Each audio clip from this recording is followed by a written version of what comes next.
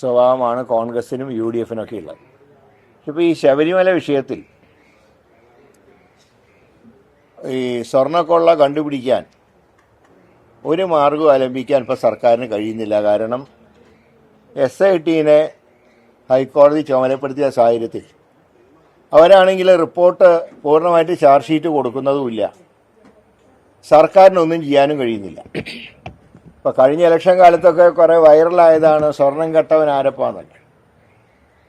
പക്ഷെ ആ കേസ് തെളിയിക്കണമെങ്കിൽ ഒന്നുകിൽ SIT ചാർജ് ഷീറ്റ് കൊടുക്കണം.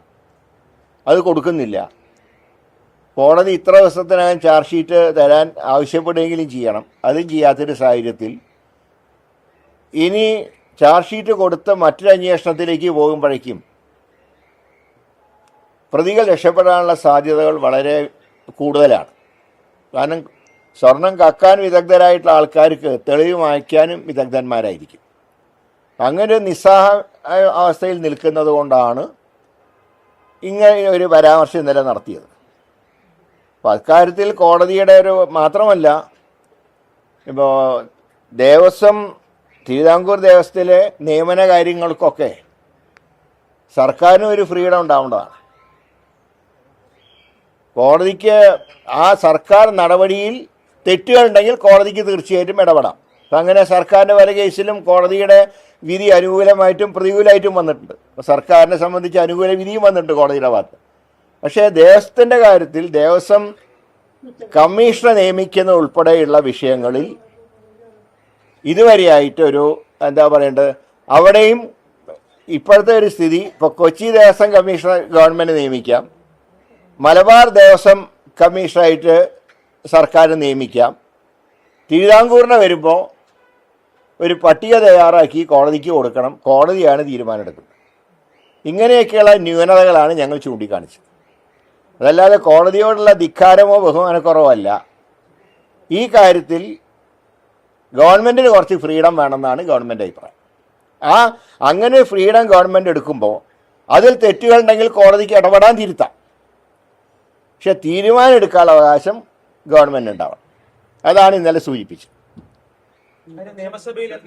അല്ല, അത് സംബന്ധിച്ച് ഇപ്പോൾ ആലോചിച്ചിട്ടില്ല. ഞാൻ പറഞ്ഞല്ലോ, കോടതിയെ ഏറ്റുമുട്ടാൻ സർക്കാരില്ല. പക്ഷെ അതേ സമയത്ത് ഗവൺമെൻറ്റിൻ്റെ അവകാശങ്ങൾ ഞങ്ങൾക്ക് ലഭിക്കുകയുമാണ്. BJP നേതാവ് KS രാധാകൃഷ്ണൻ പറഞ്ഞത് താഴമൻ കുടുംബത്തെ തന്ത്രി സ്ഥാനത്ത് തന്നെ നീക്കം ചെയ്യണം, അത് വലിയ തോതിൽ ആക്ഷേപം കേട്ടിരിക്കുന്ന കുടുംബമാണ്, അത് നിലനിർത്തേണ്ടതില്ല എന്നുള്ളതാണ്.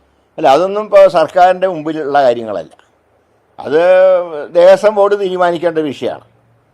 ഇപ്പോഴത്തെ നിയമം അനുസരിച്ച് തന്ത്രി കുടുംബത്തിനാണ് അവകാശം.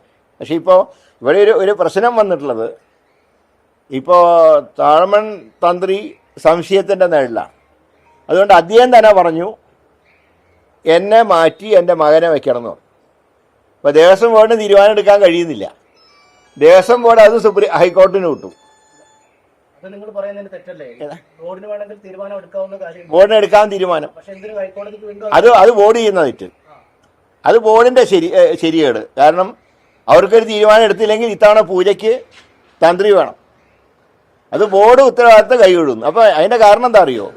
കോടതിയുടെ ഇടപെടൽ ഉണ്ടാവുന്നതുകൊണ്ട് ആ പേര് പറഞ്ഞ് ദേവസ്വം ബോർഡും കൈ കഴുകുന്നു, ഗവൺമെൻറ് ഒന്നും ചെയ്യാൻ കഴിയുന്നുമില്ല.